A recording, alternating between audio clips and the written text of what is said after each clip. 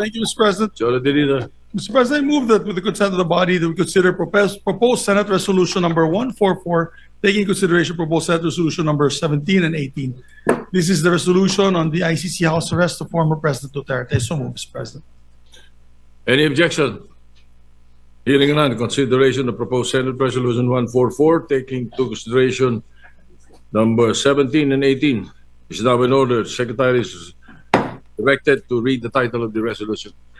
Resolution expressing the sense of the Senate, requesting the International Criminal Court to hold former President Rodrigo Roa Duterte under house arrest for humanitarian considerations. Majority Leader. Thank you, Mr. President. May we recognize our distinguished minority floor leader, Senator Alan Peter Campañero Cayetano, to sponsor the measure. Senator, the Minority Leader, Senator Alan Cayetano is recognized. Thank you, Mr. President. Mr. President, allow me to just say some words that is personal to me as a person, as a Christian, as a Filipino, as a senator of this republic. I remember, Mr. President, na pinag-uusapan kasi yung smuggling ng bigas at nandito po si then Mayor Duterte. In fact, dun muna siya naghintay sa kwarto ni Senator Pia.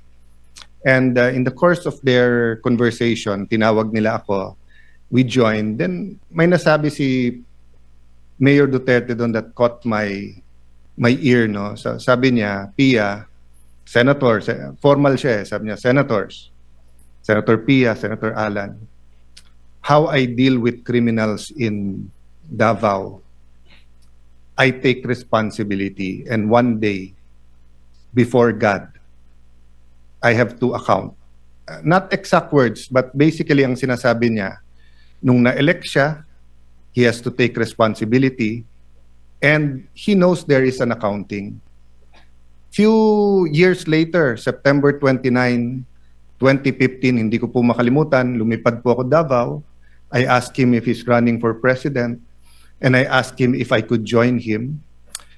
He took a piece of paper, he drew yung mga graduate ng PMA, police, and then pag nagiging colonel, nagiging militar, and then he started talking about corruption and how drugs corrupted the law enforcement, and then how it will spread sa judges, sa politicians, etc. No?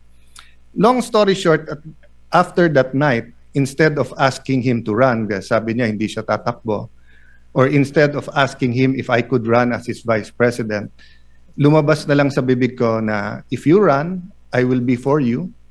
If you choose me, I will campaign with you. If you don't choose me, I am now committed to you. And as we say, the rest is history. There's a lot of things that we have to account for. There's a lot of truths that have to be uncovered. On the part of those who are pro-Duterte, there's a firm belief that it was to protect the human rights of all Filipinos, especially against the menace of drugs. On the side of some human rights activists, tingin nila this is some deranged maniac who just wants to kill everyone. So, yun yung extremes. But I remember, I think a year, 2 years ago, I met a pastor, nagkwekwentuhan kami. Then he said a prayer, then he told me, you know, Alan, God wants you to know that Duterte is not as good as how his supporters describe him to be. But he is also not as bad as how his detractors want him to be or describe him to be. The point is, Mr. President, we can go back and forth about history, but the wheels of justice is moving, whether here in the country or in the ICC. Having said that, I know 3 things. 1, you are presumed innocent until you're proven guilty. And all human rights activists will say, yung tunay ha, hindi yung nagkukunwari na human rights activist. Ang sasabihin po, yung humanitarian treatment. Meron po kasing nagsasabing human rights activist pero siya, bakit siya? Hindi niya binigyan ng due process at pinatay niya. I can't help but remember people like Rene Sagisag who stood tall here in the Senate na kahit anong baho nung kaso o nung issue, pagtingin niya dapat may magtanggol, pagtatanggol niya. Di ba? Kasi sabi niya, they deserve a lawyer.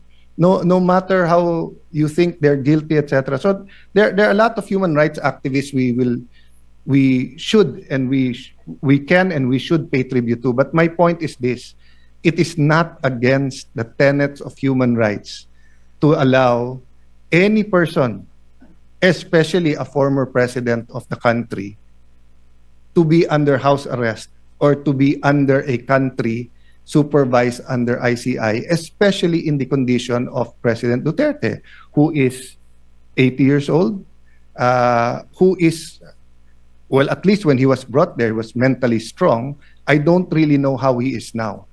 Pero, Mr. President, I mean, tayo, magkakasama tayo nung pandemic. You were Senate President, I was Speaker, Senate Majority Leader, was Majority Leader. Grabe po yung lungkot nung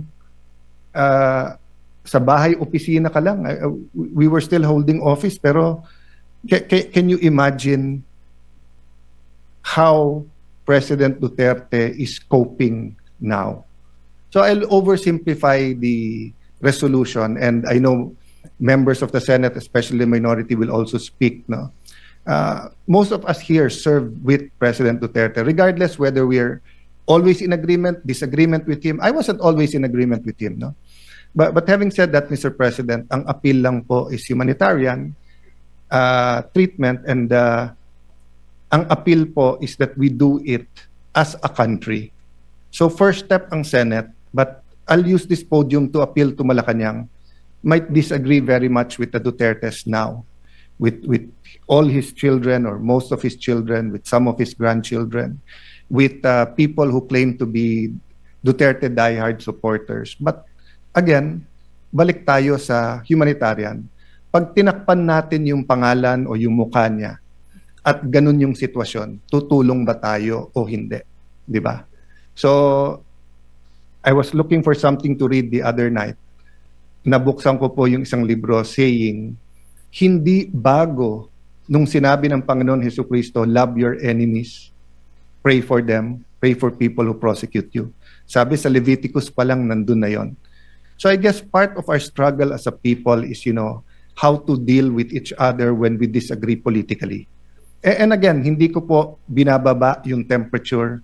Human rights is important. All these issues should be threshed out, and it will be threshed out in the ICC. Di ba? May ICI ka na dito, may ICC ka doon. So, but one thing we don't want to do, is to see the former president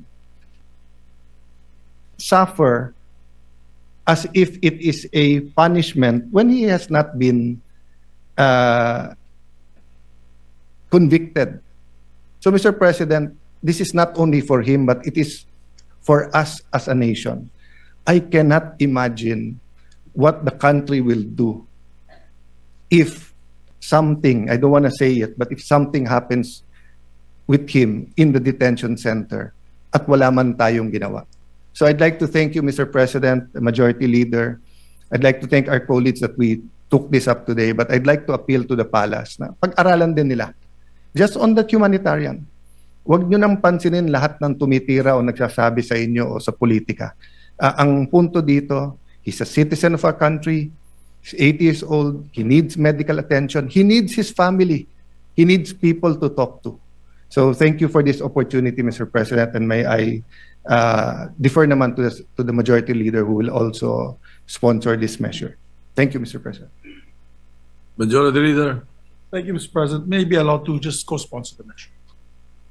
If I may. Proceed. Thank you, Mr. President. Mr. President, yung akin dito hindi politika. Hindi na politika po.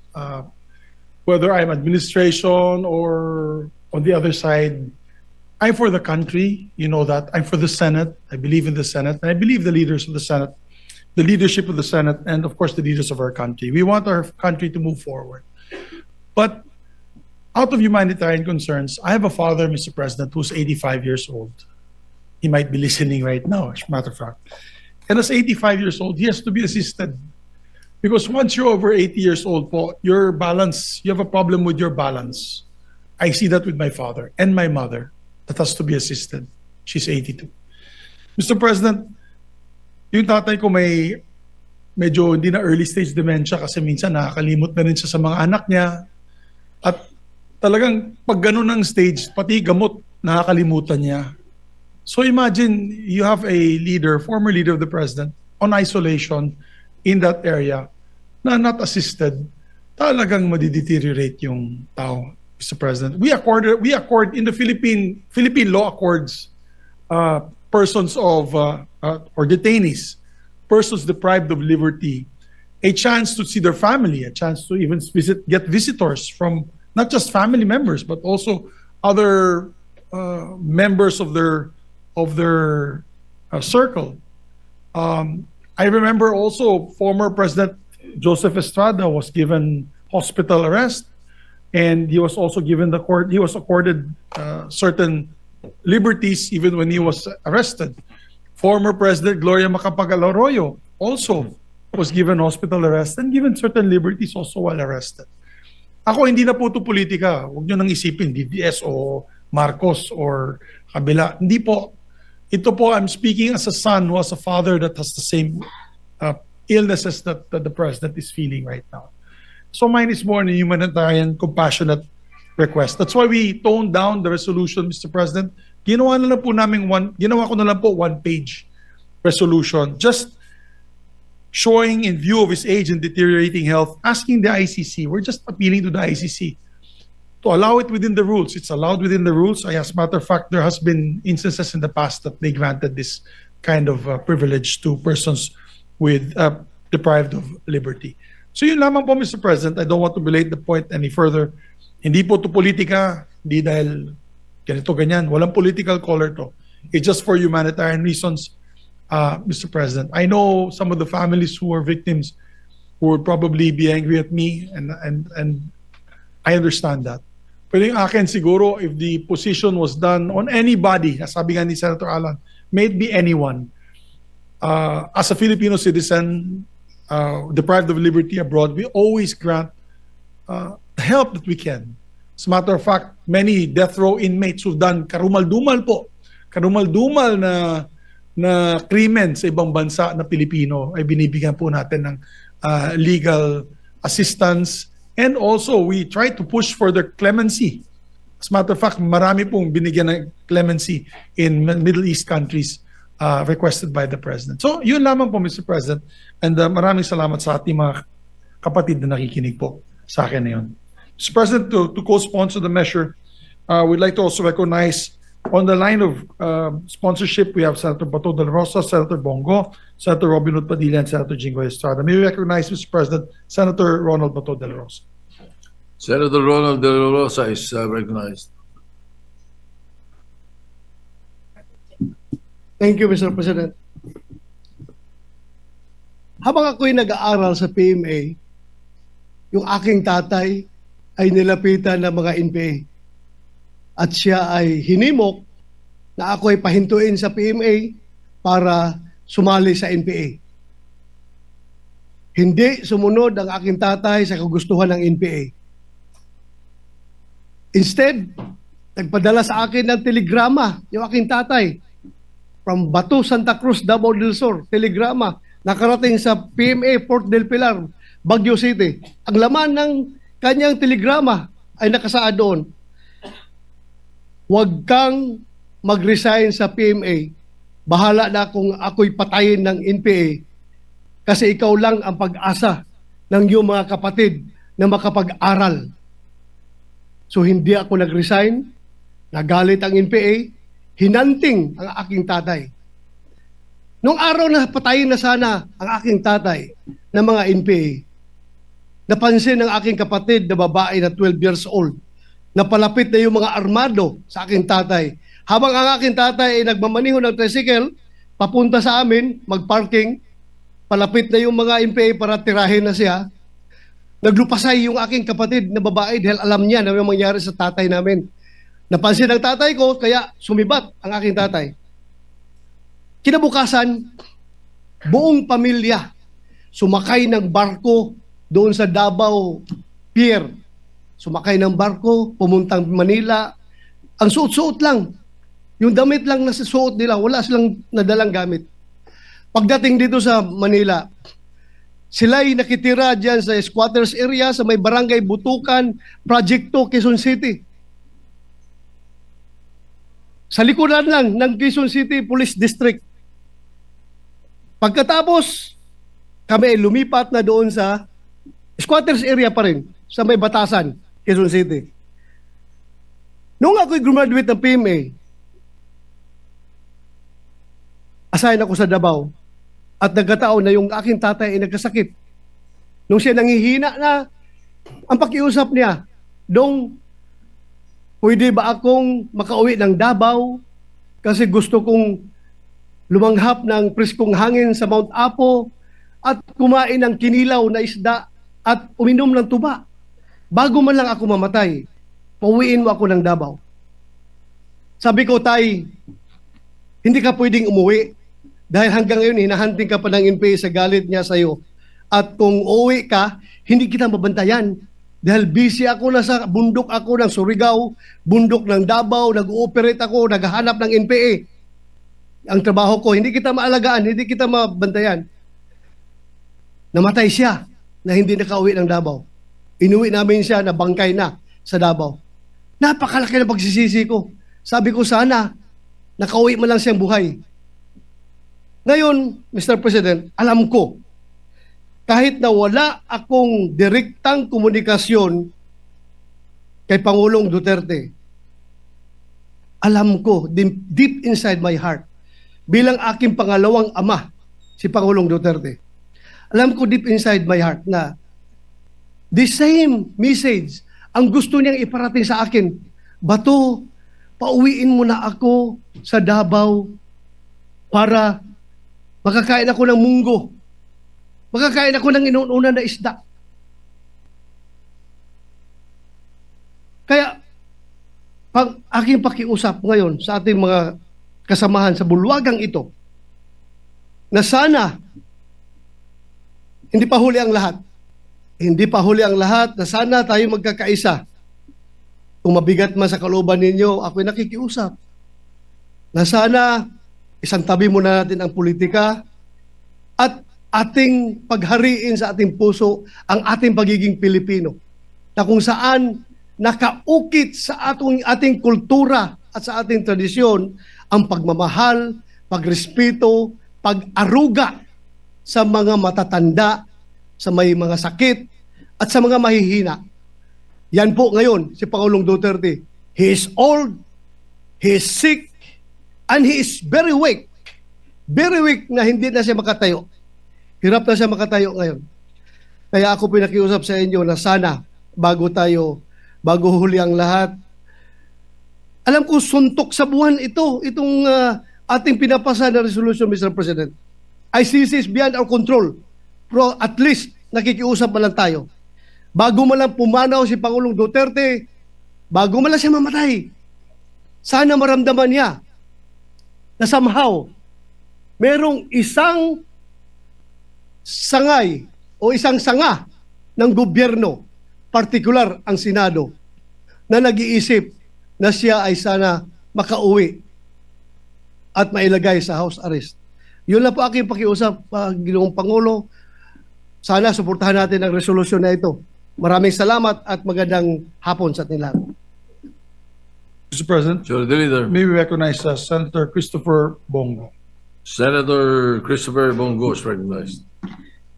Mr. President, I rise to appeal to our colleagues to support measures urging the government to advocate before the International Criminal Court for the interim release of former President Rodrigo Duterte or just place the former president under house arrest.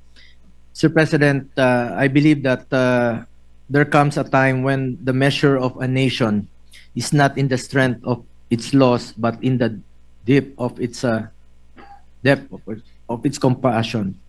Ang tunay na malasakit, simpatya at kalinga natin sa isa't isa ay ang totoong sukat ng ating makatarungan at makataong lipunan. Pilipino rin po si Tatay Digong. Last Saturday, nagpalabas po ng official statement si Vice President Sara Duterte hinggil sa insidente kung saan nadatnan ng mga personnel ng ICC detention facility si Tatay Digong na walang malay. Kinumpirma rin po ito ng kanyang abogado. Kinakailangang dalhin si Tatay Digong sa ospital upang masuri kung meron ba siyang injuries, lalo-lalo na po sa kanyang ulo. Sa totoo lamang po, nung nabalitaan ko po ito, ang sakit, napaluha po ako. Sobra pa po sa tatay ang turing ko sa kanya.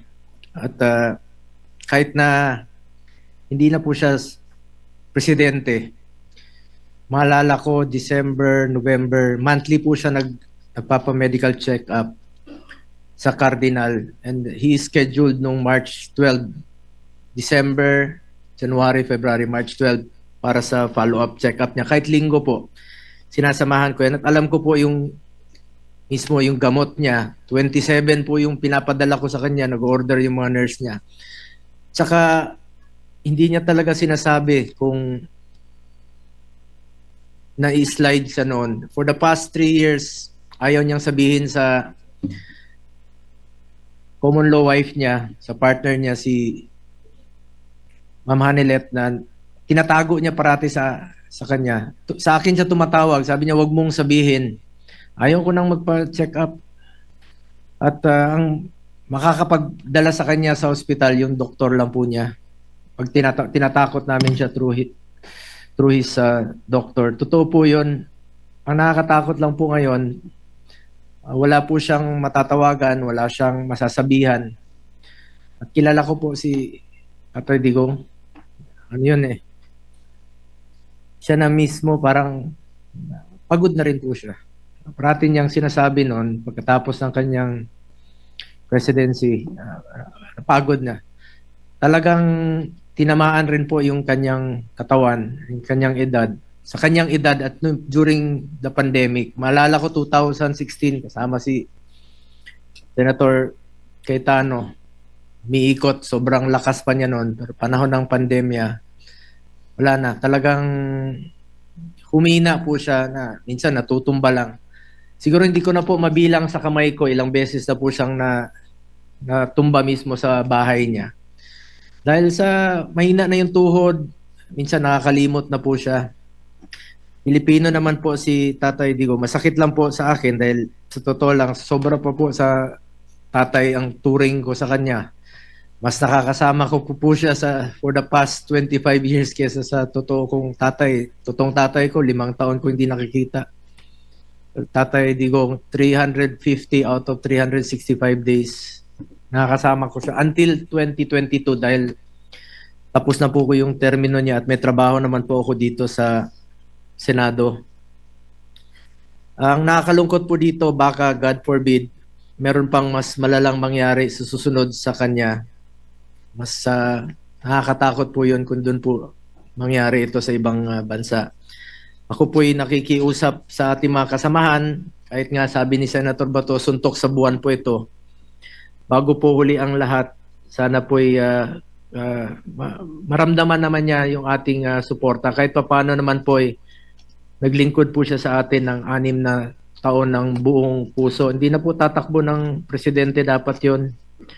Pero sa hindi po inaasahang pagkakataon, tumakbo po siya at pili po ng Pilipino.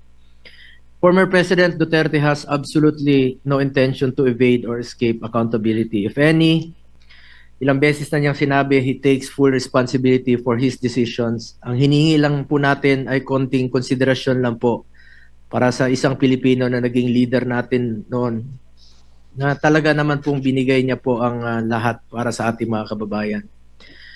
Hindi po ako titigil sa aking pakikiusap sa lahat. Let's bring him home. Hindi po sanay mag-isa si former President Duterte. Mahirapan talaga yon. At hindi ko po alam kung hanggang kailan niya po matitiis na mag-isa. 2 araw lang, naghahanap ng kausap yon, naghahanap ng mapupuntahan. Sana po magkaisa po ang Pilipino. Sana po wag nating ipagkait kay Pangulong Duterte ang karapatang dito na po tumanda sa atin. Sana po matuldukan na po ang pagkawatak-watak nating mga Pilipino. Ang gulo na po ng ating bayan, mas lalong gugulo po kung merong mangyari sa kanya. Once again, I'm appealing to our colleagues to support and call for the house arrest of former President Duterte, kung ano man pong pwede nating maitulong sa kanya bago huli na po ang lahat. Maraming salamat po, Mr. President. Majority Leader. Thank you, Mr. President. Next to sponsor the measure, Senator Robin Hood Padilla, Mr. President. Senator Robin Padilla is recognized. Maraming salamat po, Ginoong Pangulo, at sa ating pinunong mayorya. Una po sa lahat, gusto ko rin po magpasalamat sa mga senador na nagbigay po sa amin ng lakas loob upang ilapit po sa inyo itong usapin na ito.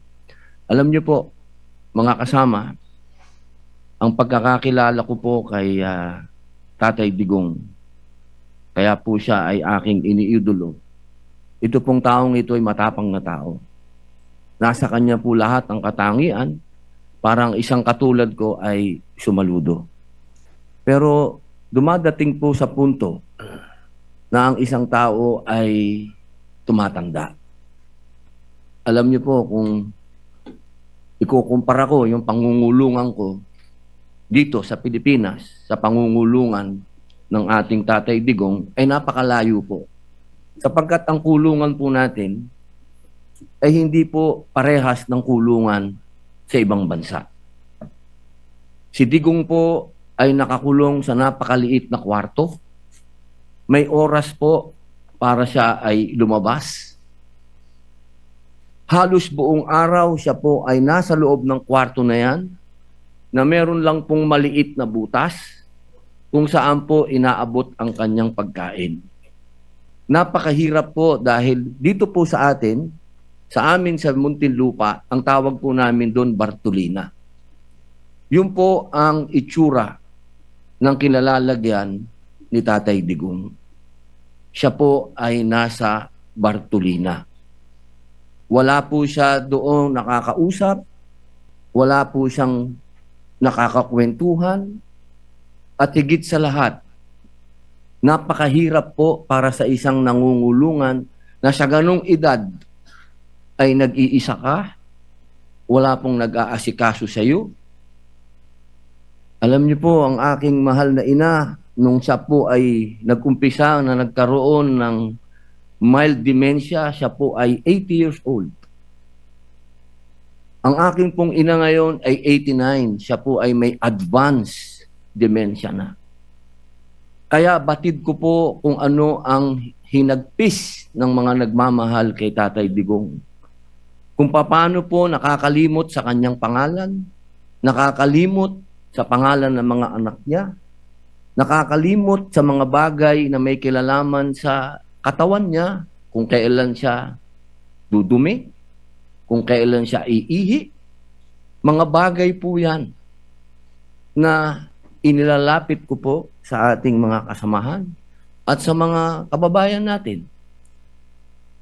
Kung sana po ay mapagbigyan ang aming kahilingan. Hindi naman po kami humihingi na siya po ay pakawalan. Ang hinihingi po namin, siya po ay maialis sa Bartolina. Iba po ang pangungulungan sa ibang bansa sa pangungulungan sa atin. Alam ko po, batid ko po, meron pong mga katulad niya na nakulong dito sa bayan natin.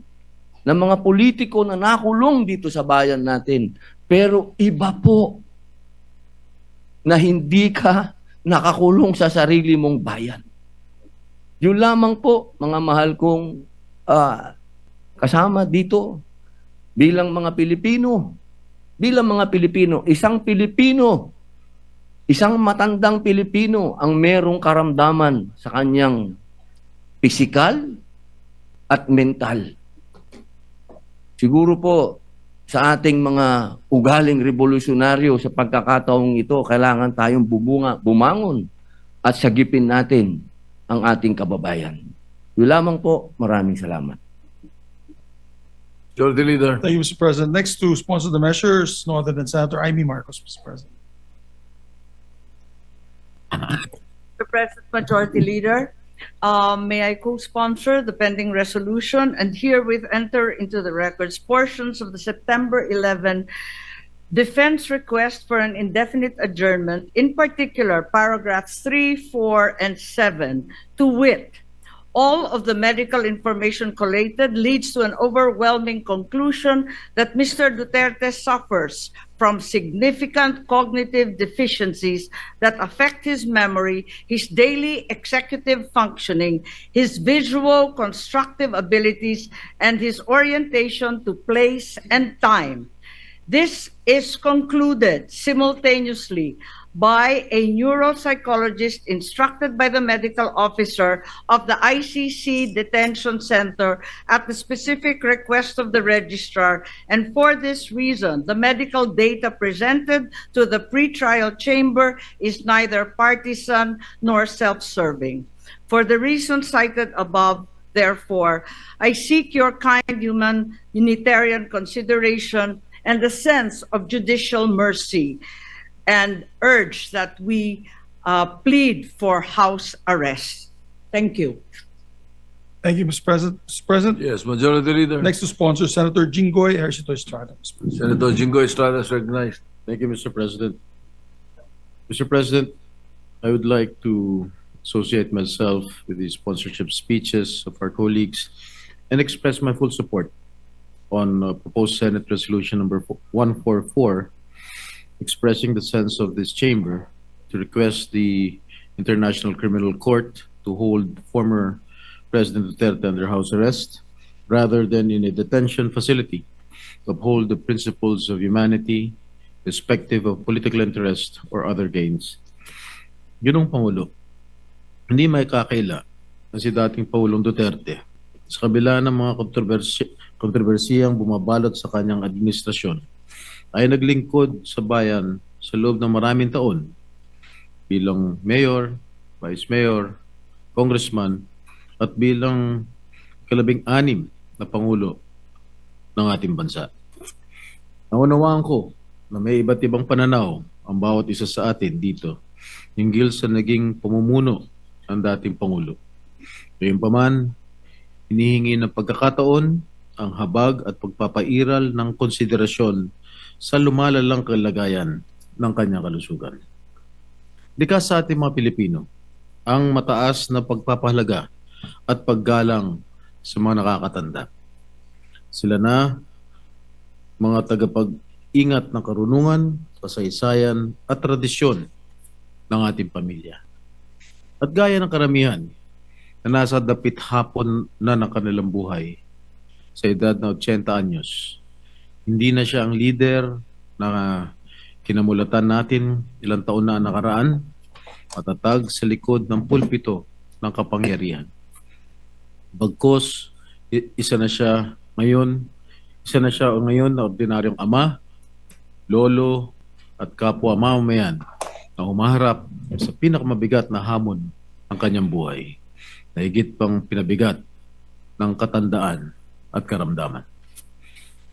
Kaya't hinihiling ko sa aking mga kasamahan, ilang mga senador ng sambayan ng Pilipino. Kasama na rin ang ating mga kasamahan na sila Senator Risa, Senator Kiko, Senator Bam, na pairalin natin ang pag-unawa, pagbibigay halaga sa kalusugan at dignidad na nakatatanda, lalo na may dinadalang karamdaman. Ang pagpapasyang ito ay hindi nangangahulugan ng paglimot o pag-absuelto sa mga ipinupukol sa dating Pangulo. Pagkus ay pagbibigay ng pagkakataon na makapamuhay siya sa ilalim ng makataong kondisyon habang dinidinig ang kanyang mga kaso. Naway manaig ang ating pagkakaisa, lasakit at pagiging makatao. Dahil higit sa lahat, siya ay isa ring kapwa Pilipino. Sabi nga ng aking ama, dating Pangulong Estrada, walang tutulong sa Pilipino kundi kapwa Pilipino. Maraming salamat po, Ginoong Pangulo. Majority Leader. Thank you, Mr. President. Last but not least, to sponsor the measure, Senator Rodante Marcoleta. Senator Dante Marcoleta is recognized.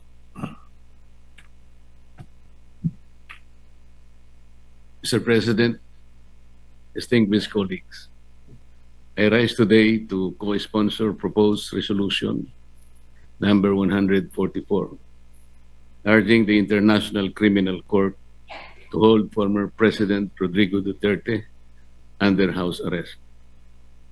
Nais ko pong linawin na tayo ay hindi humihingi ng kalayaan mula sa proseso.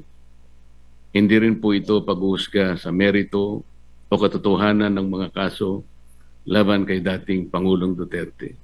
Ang panawagan lamang natin ay para sa isang makataong konsiderasyon. That he be allowed to be placed under house arrest given his age and frail medical condition. Mr. President, justice must never be devoid of compassion. Accountability may be demanded, trials may proceed, but at no point should our humanity be surrendered. If the ICC truly claims to uphold the dignity of every human person, then it must not deny this humanitarian plea. Thank you, Mr. President. President, Majority Leader. yes, I'm stand corrected. Senator Joel Villanueva would like to also. Senator Joel Villanueva is recognized. Thank you, Mr. President. Thank you, Majority Leader. Mr. President, please allow me to express my deepest thanks and gratitude to my colleagues in the minority bloc for pushing for this resolution that I am supporting, Mr. President. Mr. President, I am in favor of this resolution which respectfully urges the International Criminal Court to consider placing our former President, Rodrigo Duterte, under house arrest on humanitarian grounds. Mr. President, given his advanced age and reported health concerns, this measure affirms the principle that compassion and human dignity must never be set aside, regardless of political views, regardless of political color, or even legal proceeding. Mr. President, I am known to be not a fully supporter of the Duterte presidency. I have been the chairperson of the Senate Committee on Labor for quite a long time. And during that time, magkasama po yung migrant workers at Committee on Labor. And every time we hear somebody, a kababayan, ano man yung dahilan na nakulong siya, na aresto sa ibang bansa, ang lagi po nating inisyal na pagkilos ay tulungan yung kababayan nating ibalik sa Pilipinas. Ibalik sa Pilipinas, dito siya litisin, masiguro na napuprotektahan yung kanyang karapatang pantao. Yun ho yung lagi, unang-unang ginagawa po natin. Nakakalungkot po itong mga nangyari. Agree man tayo o hindi sa pagpapadala sa ICC kay Pangulong Duterte. Mr. President, hindi po layunin ng resolusyon na ito na hadlangan ng proseso. Hadlangan ng proseso ng batas, hindi po layunin. Hindi rin po layunin na magsabi kung siya po ay may sala o wala. Ang panawagan po ng resolusyon na ito ay para sa isang makataong pagtrato. Isang paglapit na nagpapakita na ang hustisya ay maaari pong isabuhay ng may habag at malasakit. This representation, Mr. President, recognizes the national sentiments expressed in these two resolutions, Senate Resolution number 17 and 18. Gayunpaman, Ginoong Pangulo, naniniwala po ang kinatawan na ito na ang resolusyon na ito ay naghahangad na makamit o ma-strike yung balance, Mr. President, sa pagitan po ng paggalang sa mga international na proseso ng batas at ang pagtatanggol sa makataong pagtrato sa isang kapwa Pilipino. Anuman po ang kanyang dating posisyon. Naniniwala po ang representasyon na ito, Mr. President, na ang hustisya ay dapat ipaglaban. Pero hindi kailanman kapalit ang ating pagiging isang makataong lipunan. Maraming salamat, Ginoong Pangulo. Majority Leader. With that, Mr. President, there are requests from some colleagues that we make it nominal voting. Some would like to vote one way or the other, Mr. President. We'll respect that.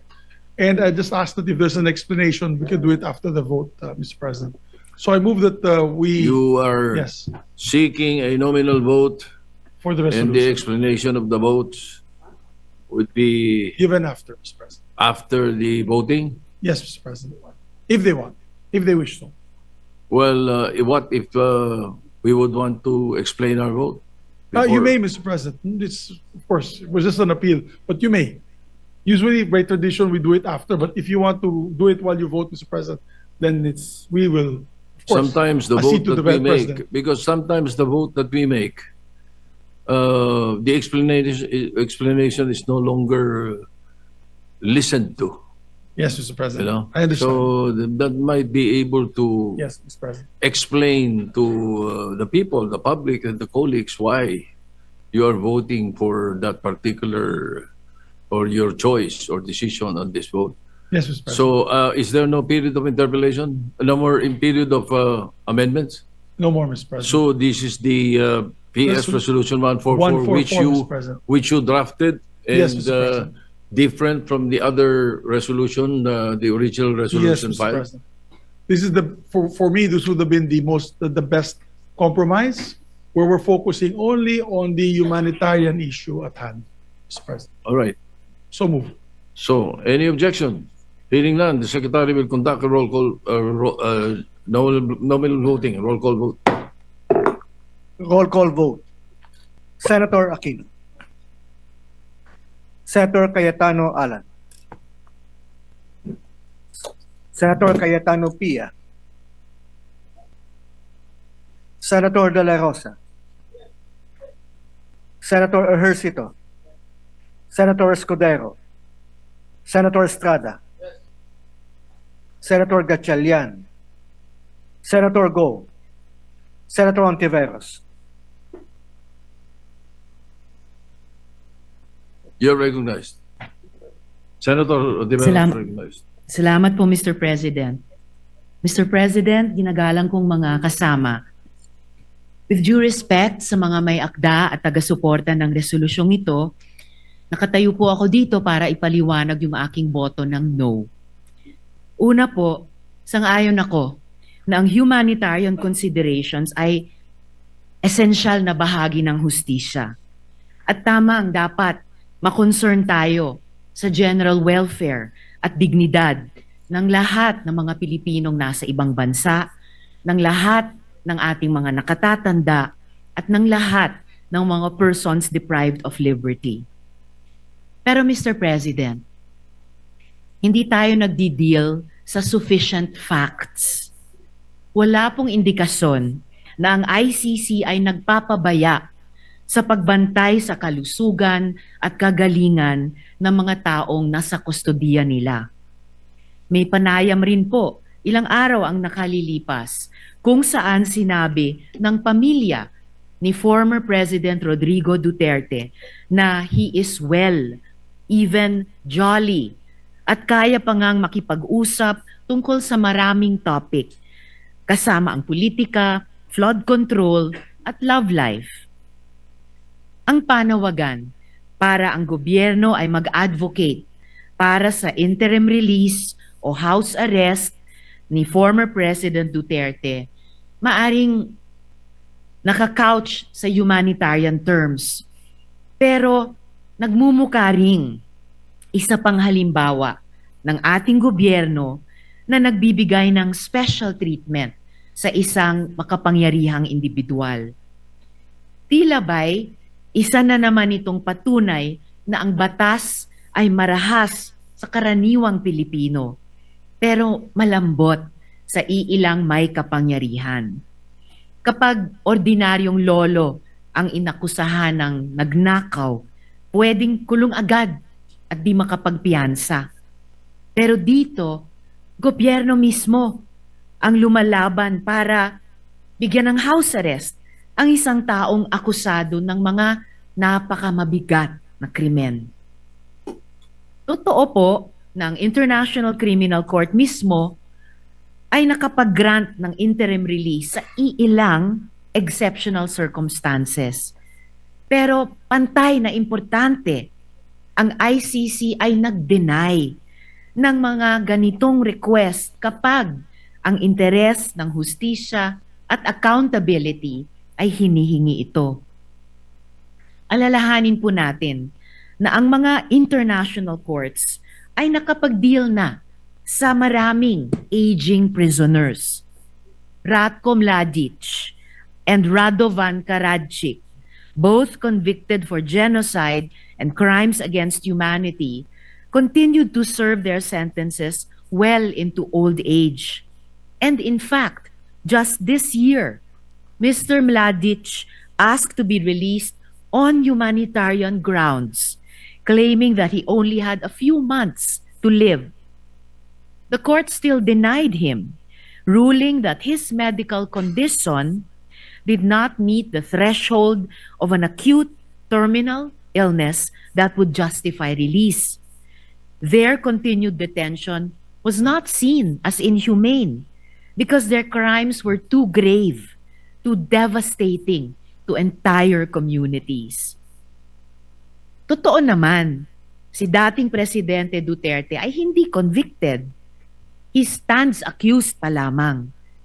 Pero kahit sa kaso ng mga accused persons, nagpakita ang ICC ng pag-iingat. Laurent Gbagbo, the former president of Cote d'Ivoire, was denied interim release precisely because the vast network of supporters he commanded, which posed a risk to victims, witnesses, and to the integrity of the proceedings. Eventually, Gbagbo was acquitted. His day in court came, and he walked free, not because of an early release or house arrest, but because of a judgment.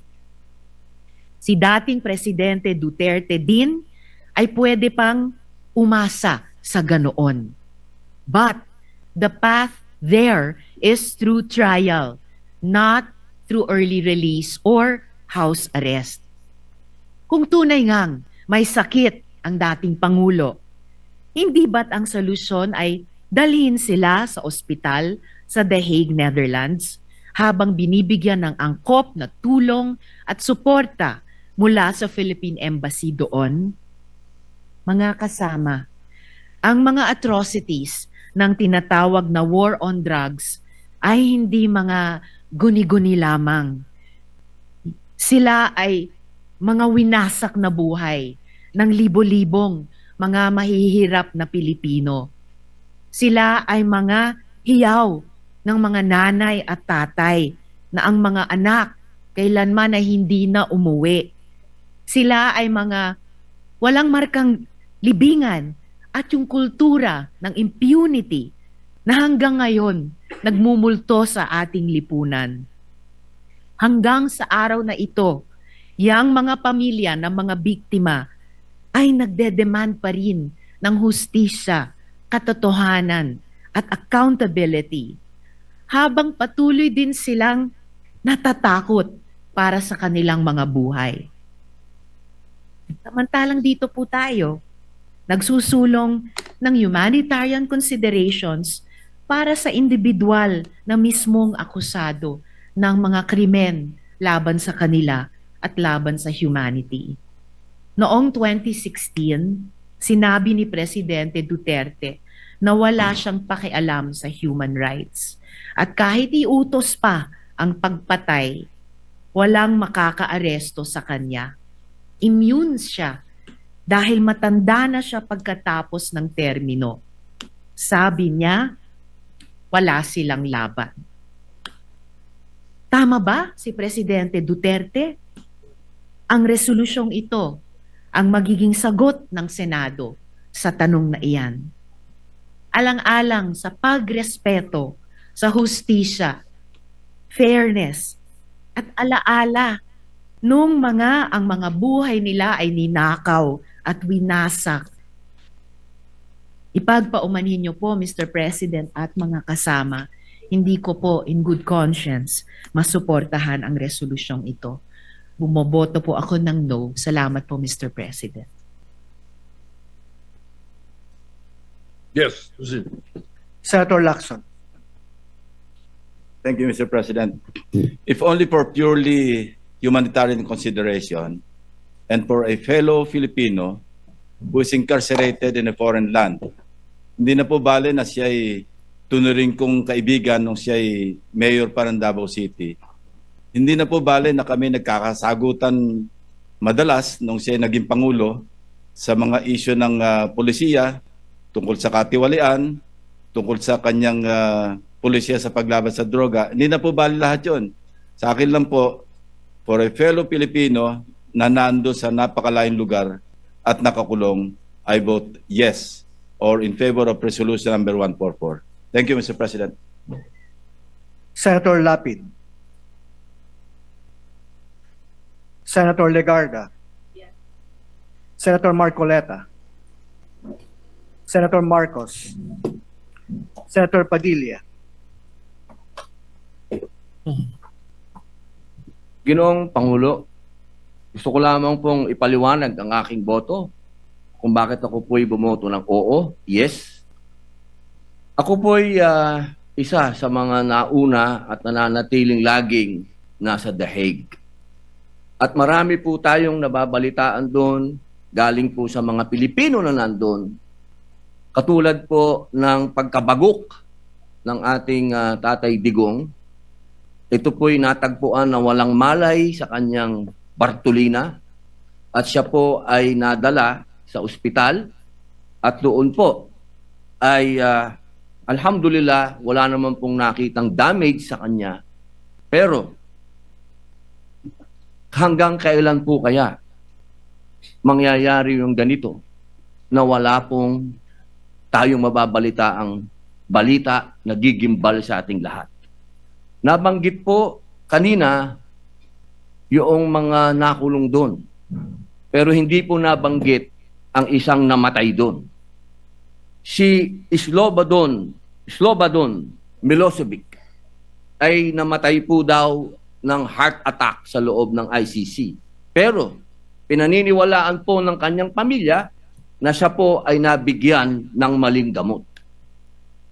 Ito pong mga ganap na ganito, uulitin ko po, kailan po kaya tayo matatapos sa usapin ng politika? Kailan po kaya natin ititindig ang ating pagka-Pilipino at ating ipaglalaban ang kababayan natin na nakakulong sa banyagang bansa at nagdurusa at nag-aantay ng paghuhusga ng mga dayuhan? Yun lamang po. Maraming salamat. Senator Pangilinan.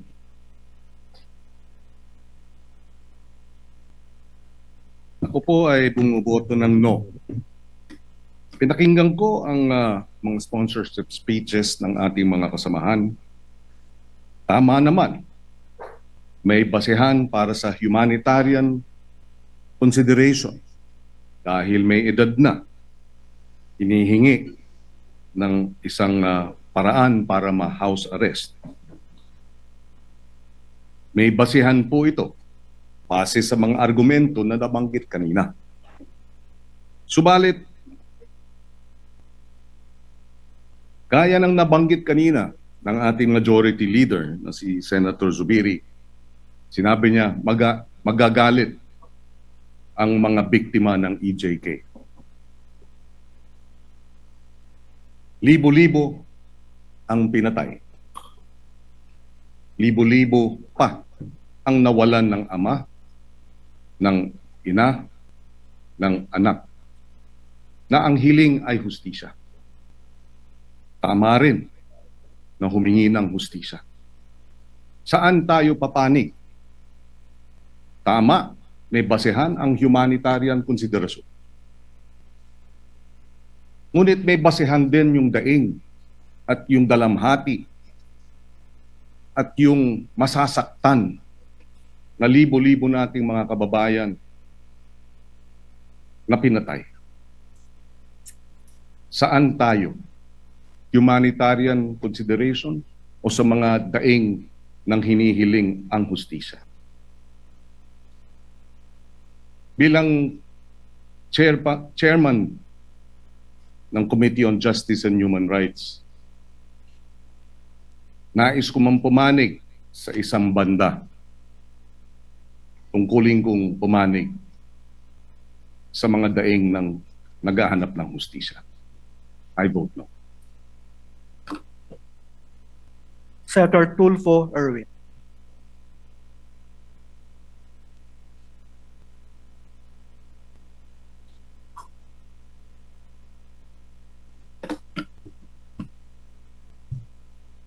Mr. President, distinguished colleagues, and my countrymen,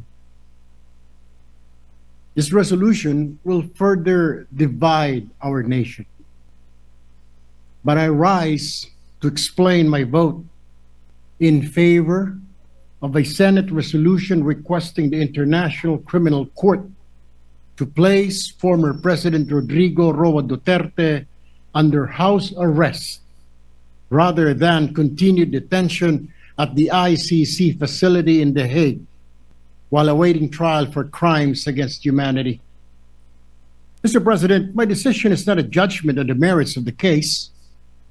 The charges will be heard and decided by the proper tribunal. Rather, my vote is guided by humanitarian considerations.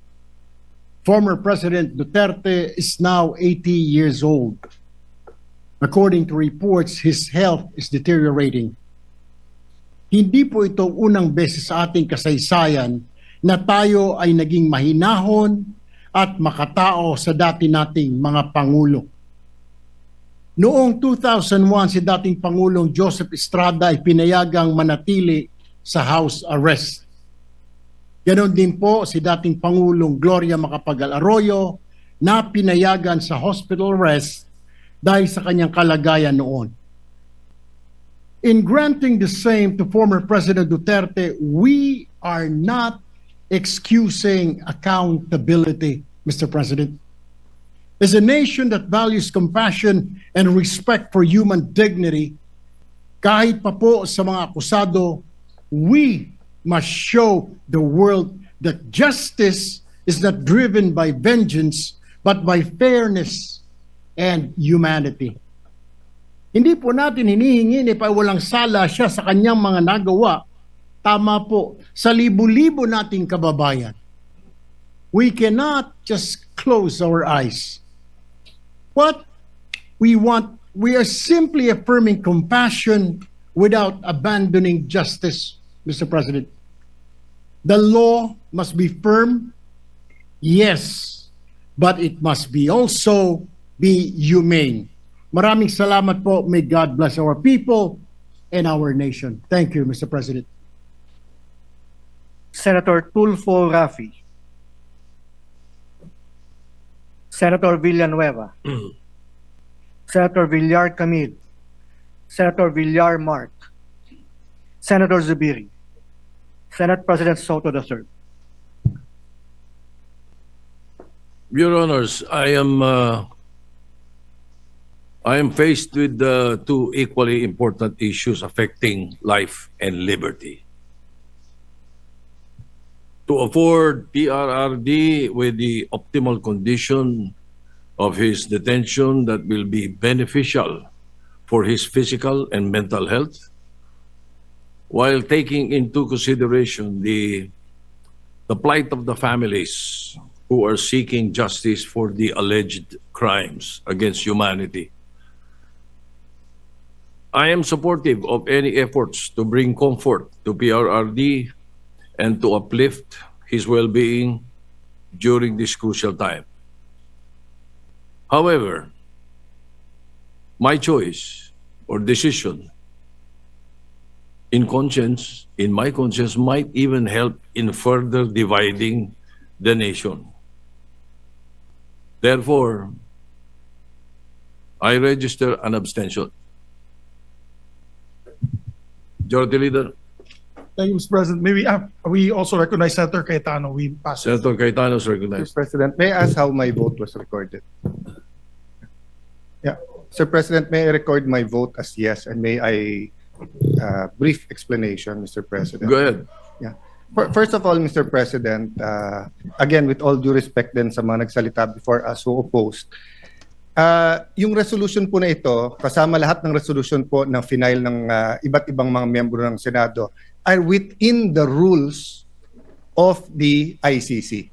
Linawin ko po yun kasi parang sinasabi, ito yung mga president, ito yung pwede, ito hindi pwede.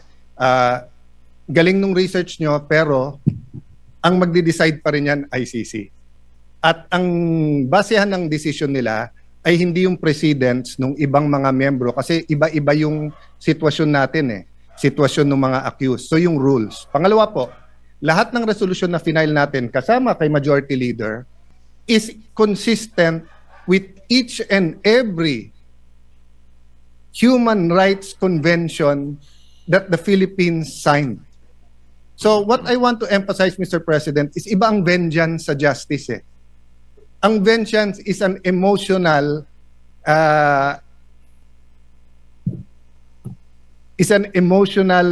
impulse of someone who is a victim of injustice. In Tagalog, gusto niyang gantihan. Ang justice, hustisya, ay well-defined sa international community, and I know that as a former Secretary of Foreign Affairs. At yan po ay nakatala sa ating konstitusyon, sa international conventions, sa human rights, etc., pati sa ICC. At pag ikaw ay hinuhusgahan pa lang o ikaw ay kinakasuhan pa lang, in fact, na-postpone yung yung confirmation of charges kasi tinitignan pa nga kung maiintindihan ng akusado yung i-accuse sa kanya. So, kasama lahat po dyan sa justice is hindi mo muna gagantihan siya habang siya ay innocent until proven guilty. Tignan niyo halimbawa si dating Senador Leila de Lima. Wag na yung ibang mga senador, di ba? Grabe din po ang akusasyon sa kanya, droga. Pero pumayag po lahat. Pati po ang pinakagalit sa kanya na out of humanitarian, meron siyang detention facility sa Camp Crame, no? At meron siyang cellphone at nakakapag-function pa rin siya dito. So lastly, Mr. President, I will not argue anymore whether the war on drugs was a maniac killing everyone or the war on drugs was precisely to protect the Filipinos, because replay na to Ilang beses na napaliwanag to, the facts, ilang beses na present sa international community at saka dito. Just one point, Mr. President.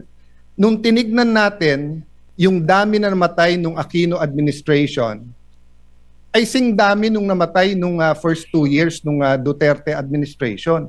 Except that during the Aquino administration, through Senator De Lima, pinalitan nila yung definition ng EJK. EJK, kapag yan ay labor union, yan ay human rights leader na napatay. Pero pag ordinaryong tao na napatay, hindi EJK. Biglang pagdating ni Duterte, lahat ng patay na hindi natural causes, EJK. Pero pag kinumpare mo, there was 13 to 16,000 every year in the Aquino, and even before Aquino. So, again, Mr. President, we're not here to debate that. History will judge. Precisely. Our courts here, the DOJ will that. I just have to reply, Mr. President, kasi nga, it was brought up as if yun ang dinidebate natin. Ang dinidebate natin, humanitarian. Humanitarian ay walang pakialam sa feelings ng mga posibleng biktima. Kasi ang hustisya po ay bulag. Ay nakatakip po yung mata para nga walang makita, no? So even if I was a victim of a crime here, no, at masakit na makita kong magpiyansa or may house arrest yung inaakusahan ko. Kung yun ang batas at pwede, hindi po dahilan na si Alan ayaw yun. So, I vote yes, Mr. President, and I thank our colleagues for putting this on the floor. Thank you, Mr. President. If there is no objection, I will allow Senator Raffy Tulfo to vote because we gave the same we gave the same to the minority leader. Yes, of course. All right, Senator Raffy Tulfo, you're recognized. Mr. President, my dear colleagues, if we will use the reason as a humanitarian, that's why we have to put the former President Rodrigo Duterte under house arrest, I will vote yes. But it should be proven na meron po siyang sakit. Kasi yun po yung lumalabas sa balita na may sakit po siya, matanda na siya, hindi siya kumakain, hindi siya nakakatulog. Then, if it's true, I'll cast my vote as yes. Pero without proof na yun nga talaga ang totoong pangyari, then I will abstain. Thank you, Mr. President. Is abstention. Abstention po ako. Yeah. Thank you, Mr. President. When we get the result of the vote, Mr. President. We have 15 affirmative votes, 3 negative votes, and 2 abstention. PSR Resolution 144 is hereby adopted.